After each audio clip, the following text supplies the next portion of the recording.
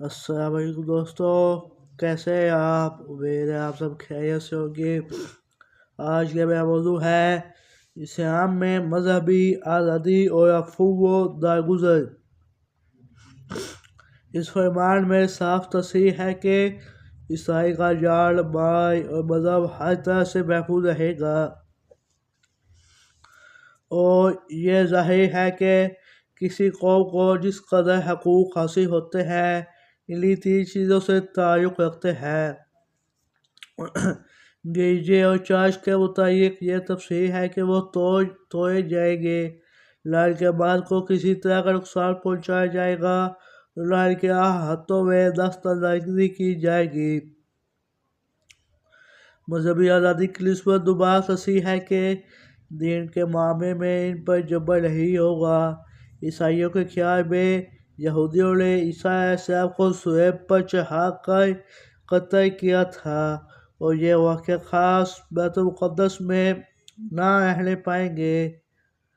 यूनानी बावजूद इसके कि मुसलमानों से रहते थे और हकीकत में वही मुसलमानों के से दुश्मन थे, फिर भी इनको ये रियायतें दी कि बैतुल मुक़द्दस में रहना चाहें तो रह सकते हैं और अगर जाना चाहें तो जा सकते हैं। दोनों सूरतों में को अमन होगा, इनके गिरजाओं से कुछ ताल्लुक़ नहीं किया जाएगा। अहम बात यह है कि बैतुल मुक़द्दस के ईसाई अगर चाहें तो रोमियों से जहाँ में कोई एतराज़ नहीं होगा, बल्कि जो इनके गिरजे बैतुल मुक़द्दस में हैं वो सब महफूज रहेंगे। अब इंसाफ कीजिए कि क्या कोई लश्कर इस तरह मफतूह के साथ बर्ताव करता है? हरगिज़ नहीं। आगे चलकर तारीख बताएगी कि ये एजाज़ सिर्फ मुसलमानों को हासिल है कि मफतूह होने के बाद भी शहरी अपने घर, दौलत और जायदाद के इसी तरह मालिक रहते और सिर्फ फौजी खिदमत के और जजिया देते। सबसे अहम बात यह कि ज़िम्मियों का खून मुसलमानों के खून के बराबर करार दिया गया। इनकी जान और माल वगैरह को मुसलमानों की जान और माल के बराबर करार दिया गया। 494 हिजरी में ईसाइयों ने बैतुल मुक़द्दस को फतह कर लिया। उस वक्त इनका जो बर्ताव मफ्तूह मुसलमानों से था, अंग्रेज़ मोहक टैंडे रैंडपुर और एक दूसरा मोहक मसीह इस तरह लिखता है। सुएबी ईसाई सिपाही मुल्क में इस तरह घुसे जैसे कोई पुराने यकीन में पिक्चर ठोके। थोड़ी देर के बाद यही मालूम होगा कि शजर इस्लाम को चीर कर इसकी चिट्ठियाँ उड़ा दी गई। सुएबी सिपाहियों ने फतह के बाद बैतुल मुक़द्दस में फातिहाना दाखिला पर ऐसा कत्लेआम बयान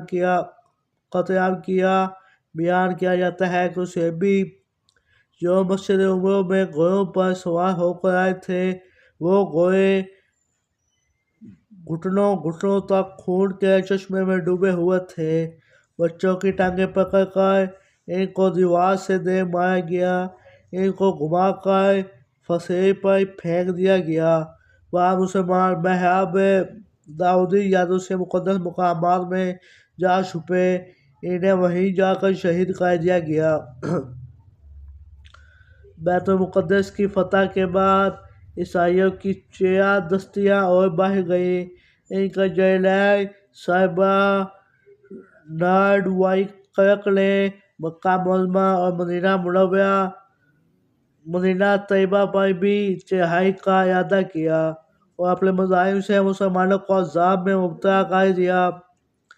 हर तरफ खौफ था, सन्नाटा था, डर था।